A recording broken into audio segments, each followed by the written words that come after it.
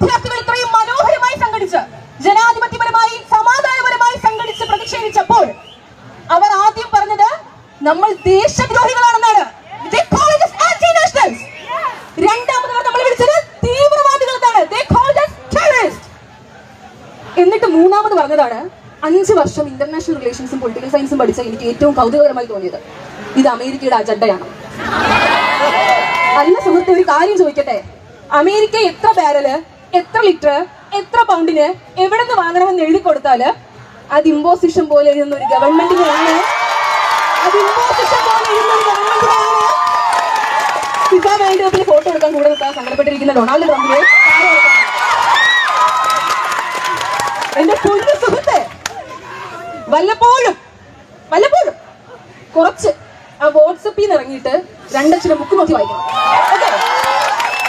അത് വേറൊന്നും കൊണ്ടല്ല, ഇവിടെ രാമചന്ദ്ര ഗുഹ മുതല് അതിനൊക്കെ ഒരുപാട് വർഷം മുന്നേ അങ്ങ് ലോകത്തിന്റെ ഏതൊക്കെയോ ഭാഗത്ത് അരിസ്റ്റോട്ടലിന്റെയും പ്ലേറ്റോടെയും കാലം മുതൽ ജീവിച്ചവരുണ്ടായിരുന്നു.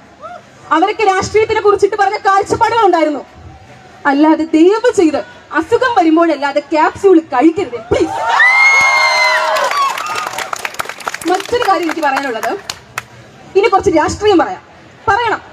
വ്യത്യസ്ത രാഷ്ട്രീയ അഭിപ്രായങ്ങളുള്ള, വ്യത്യസ്ത രാഷ്ട്രീയ ചേരിയിൽ നിന്നുള്ളവർ, right, left, centre, left, centre, right ഇവിടെ ഉണ്ടാവും. പക്ഷെ എനിക്ക് പറയാനുള്ളത്, ഞാൻ കുറച്ച് ഉദാഹരണങ്ങൾ പറയാം. പ്യൂർ പൊളിറ്റിക്സ് ആണ്.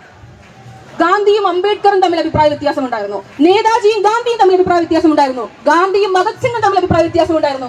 എന്തിന് ഒരേ പാർട്ടിയിൽ നിന്നിട്ട് ഗാന്ധിയും നെഹ്റുവും തമ്മിൽ അഭിപ്രായ വ്യത്യാസം ഉണ്ടായിരുന്നു. പക്ഷെ ഇവർക്കെല്ലാം കോമൺ ആയിട്ടുണ്ടായിരുന്ന ഒരു കാര്യം ഉണ്ടായിരുന്നു, അക്കൗണ്ടബിലിറ്റി.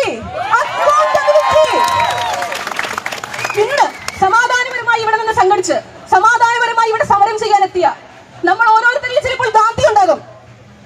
ഭരണഘടന എവിടെയോ കണ്ടു, ഭരണഘടന ഉയർത്തിപ്പിടിച്ച് ഇവിടുത്തെ സിസ്റ്റത്തിൽ തന്നെ വിശ്വസിച്ച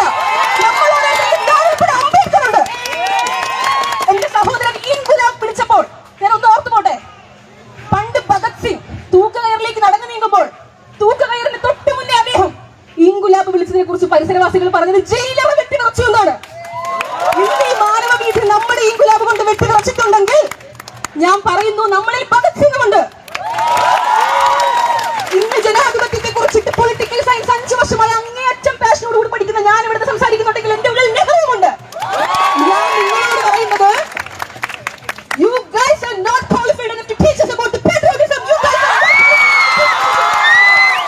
because we might be left, we might be right, we might be center, but we led from the respective qualified people, not from your bootlickers. ഈ മന്ദബുദ്ധിനെയാണ് 2 ദിവസമായിട്ട് ഇടതുപക്ഷ ഹാൻഡിലുകളാണ് കേട്ടോ സംഘികളുടെ മൂട്ടിൽ തീയിട്ടു. ഏത് നിങ്ങൾ എന്തിനാണ് ഈ സംഘികളുടെ മുന്നിൽ ഇങ്ങനെ നാണം കെടാൻ നിൽക്കുന്നത്? തലയിൽ പട്ടിത്തീട്ട വേണമെന്നൊന്നും ഞാൻ പറയുന്നില്ല, പക്ഷെ അതിന്റെ ഒരു അളവ് ഇത്തിരി കുറച്ചുകൂടെ നിങ്ങൾക്ക്. ഇടതുപക്ഷ ഹാൻഡിൽ ഇത് ഷെയർ ചെയ്യുന്നു. തീവ്രവാദികളെന്ന് വിളിച്ചു. ഒമർ ഖാലിദ് ആരാ? നിന്റെയൊക്കെ തന്തയോ? അല്ല, അറിയാൻ വേണ്ടിയിട്ട് ഒമർ ഖാലിദ് നിന്റെയൊക്കെ തന്തയാണോ? അവിടെ പോയിട്ട് ഒമർ ഖാലിദിനെ ഫ്രീ ഒമർ ഖാലിദ് എന്ന് പറഞ്ഞ് പോസ്റ്റർ വെച്ച് കണ്ടപ്പോ നിന്നെ ഒന്നും ഒരുത്തിയാൻ കണ്ടില്ലല്ലോ. ഒരു വനിതാ മാധ്യമ പ്രവർത്തകയാണ് ഈ കാണിക്കുന്നത്. ഈ തരം അവിടെ ആണുങ്ങളെ റേപ്പിംഗ്, ലിറ്ററലി റേപ്പിംഗ് ആണ് അവിടെ നടന്നുകൊണ്ടിരിക്കുന്നത്. എന്നിട്ടും ഈ പറയുന്ന പെൺകുട്ടിക്ക് അവിടെ സമാധാനപരമായി തൊലിക്കുന്നത് മാത്രമേ കണ്ടുള്ളൂ. ഇവരുടെയൊക്കെ വിചാരം എന്താ പറയുക, ഇവർ ഈ തോണ്ടുന്ന റീൽസിലുള്ളത് മാത്രമേ എല്ലാവരും അറിയുള്ളൂ. ഞാൻ ചിന്തിക്കുന്ന പോലെ നിങ്ങൾ എല്ലാവരും ചിന്തിക്കണം കേട്ടോ. ഇവിടെ ഒരു സംഭവം ഇവിടെ സമാധാനപരമാണ് കേട്ടോ. ഇത് നിങ്ങളുടെ മാത്രം ലോകമല്ല, മനസ്സിലായില്ലേ? ഇവിടെ ബാക്കിയുള്ളവരുടെ കയ്യിൽ മൊബൈൽ ഇരിക്കുന്നത് തൊട്ട് നോക്കാനല്ല. സാധനങ്ങൾ ഞങ്ങൾ എല്ലാവരും കണ്ടു. പോലീസിന്റെ മുഖത്ത് പെപ്പർ സ്പ്രേ അടിക്കുന്നതും പോലീസിനെ അവിടെ അടിക്കുന്നതും തിരിച്ച് നെടുകുമ്പോഴൊക്കെ കിട്ടുന്നതും ഒക്കെ ഞങ്ങൾ എല്ലാവരും കണ്ടു. സമാധാനപരമായിട്ട് തൊലിച്ചു പോലും. അപ്പോ രാജ്യദ്രോഹിയാണ്. ആസാദ് കാശ്മീർ മുദ്രാവാക്യം വിളിക്കുന്ന ചെറ്റകൾ തന്തയും തന്തയുടെ തന്തയും നിന്റെയൊക്കെ തലമുറയും തീവ്രവാദികളാണ്. കാരണം ആസാദ് കാശ്മീർ വിളിച്ചതിന്റെ ഭാഗമായിട്ട് ഈ രാജ്യത്ത് ആട്ടിയോടിക്കപ്പെട്ടത് ലക്ഷക്കണക്കിന് ഹിന്ദുക്കളാണ്. കൊല ചെയ്യപ്പെട്ടത് ആയിരക്കണക്കിന് ഹിന്ദുക്കളാണ്. ബലാത്സംഗം ചെയ്യപ്പെട്ടത് 100 കണക്കിന് സ്ത്രീകളാണ്.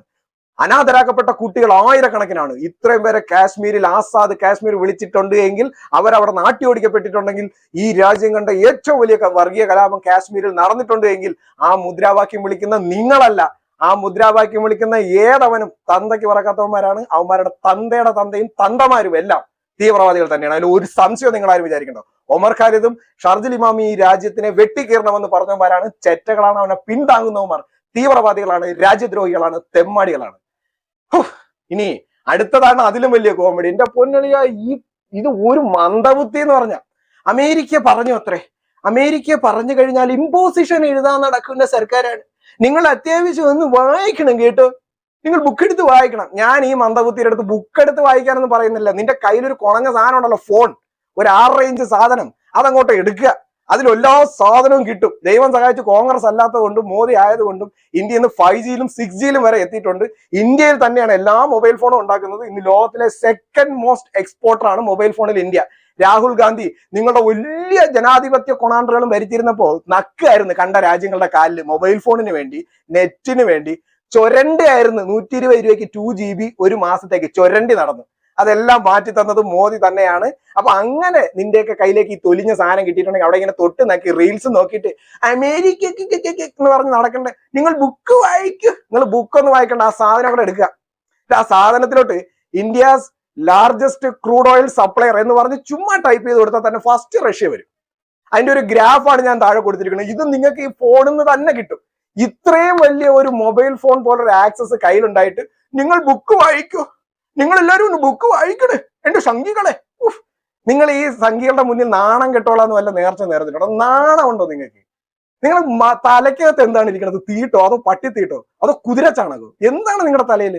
ഒരു മില്ലിമീറ്റർ, ഒരു മില്ലിയെങ്കിലും തലച്ചോറ് തലയിലുണ്ടെങ്കിൽ, ഒരു കോഴിയുടെ തലച്ചോറെങ്കിലും നിങ്ങളുടെ തലച്ചോറിലുണ്ടെങ്കിൽ നിങ്ങൾ മൊബൈൽ ഫോൺ ഒന്നെടുത്ത് നോക്കും ഇന്ത്യയുടെ ക്രൂഡ് ഓയിൽ സപ്ലയർ ആരാണെന്ന്.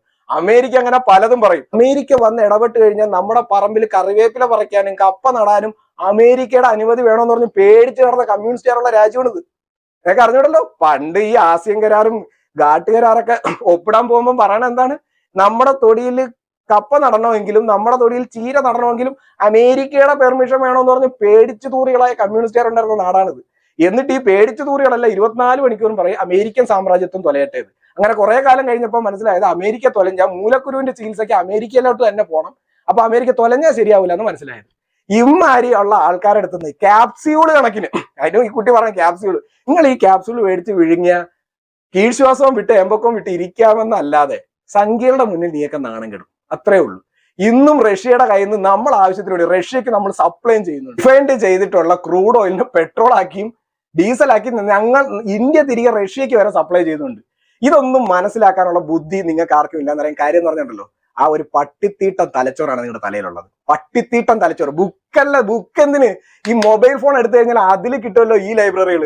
എത്ര ബുക്ക് നിങ്ങൾക്ക് വായിക്കാൻ കിട്ടും? അറ്റ്ലീസ്റ്റ് AI ഉണ്ടല്ലോ, അതിനോടൊന്ന് ചോദിച്ചാൽ പോലും ഒരു കറണ്ട് ഡാറ്റ നമുക്ക് കിട്ടുമല്ലോ. ഹൈപ്പോത്തറ്റിക്കൽ ക്വസ്റ്റ്യൻസ് ഒഴികെ ബാക്കി ഏത് ചോദ്യം ചോദിച്ചാലും AIക്ക് ഗൂഗിളിൽ നിന്നുള്ള ആൻസർ ഡയറക്റ്റ് എടുത്തു തരാൻ പറ്റും.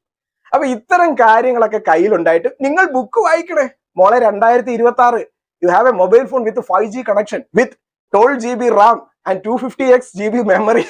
ഈ സാധനം നിങ്ങളുടെ കയ്യിൽ തൊട്ട് തക്കാനാണ് തന്നിരിക്കണം. നാണം ഉണ്ടോ നിങ്ങൾക്ക്? നാണം എന്ന് പറയുന്ന സാധനം, നാണം. ഇനിയിപ്പോ ഈ വീഡിയോ അഥവാ കാണുകയാണെങ്കിൽ ചുമ്മാ ഗൂഗിൾ ചെയ്ത് നോക്കണോ ഇന്ത്യയുടെ ലാർജസ്റ്റ് ക്രൂഡ് ഓയിൽ സപ്ലയർ ഇപ്പോഴും ആരാണെന്ന്. അമേരിക്ക അങ്ങനെ പലതും പറയും. അമേരിക്കയിൽ ചികിത്സയ്ക്ക് പോണ കുറെ കമ്മ്യൂണിസ്റ്റുകാർ നമ്മുടെ നാട്ടിലുണ്ട്. അമേരിക്കൻ സാമ്രാജ്യത്വം തുലയട്ടെ എന്ന് പറയുന്ന കമ്മ്യൂണിസ്റ്റുകാർ നമ്മുടെ നാട്ടിലുണ്ട്. അമേരിക്ക വിചാരിക്കണം കപ്പയും കറിവേപ്പിലയും പറിക്കാനൊന്നും പേടിച്ച് നടക്കുന്ന കമ്മ്യൂണിസ്റ്റുകാർ നമ്മുടെ നാട്ടിലുണ്ട്. അപ്പൊ അത്തരം കൂട്ടങ്ങളിൽ നിന്നും ഈ കൂപമണ്ടൂകമായി പൊട്ടക്കിണറ്റി കിടക്കാതെ പുറത്തേക്ക് വരൂ. മോദി നിങ്ങൾക്ക് വേണ്ടി വിശാലമായ ലോകം സൃഷ്ടിച്ചിട്ടുണ്ട്. You have a mobile phone, you can explore yourself. അറിവ് അതിൽ നിന്നും നേടാം. ബുക്ക് വായിക്കണേ ശങ്കികളെ, ബുക്ക് വായിക്കണേ ശങ്കികളെ. നിങ്ങൾക്ക് പഠിപ്പിച്ചത് വെറുതെ ആയല്ലോ മോളെ. നിങ്ങളുടെ അച്ഛനും അമ്മയും പഠിപ്പിച്ചത്. ഈ 10-20 വയസ്സായില്ല. നിന്റെ തലയിൽ എന്താ കുതിരച്ചാണകം വല്ലതാണോ? നിങ്ങളെ പോലെ ആട്ടുംകാട്ടവും കൂർക്കക്കിഴങ്ങും തിരിച്ചറിഞ്ഞിടാത്ത കുറെ എണ്ണം ഉണ്ട്. അപ്പോ മുമ്പേ പോണത് അമ്രാം പറയണത് ഉണക്കമുന്തിരി ആട്ടുംകാട്ടം ആണെങ്കിൽ വാരി തിന്നോണം കേട്ടാ. എന്നിട്ട് ഇതുപോലെ ഛർദ്ദിച്ചോ. ചുറ്റും ഇരിക്കുന്ന മന്ദബുദ്ധികളും കൂടെ ചേർത്താണ് ഞാൻ ഈ പറഞ്ഞത്. എല്ലാ എണ്ണോ പട്ടിത്തീട്ടം തലച്ചോറാണ്.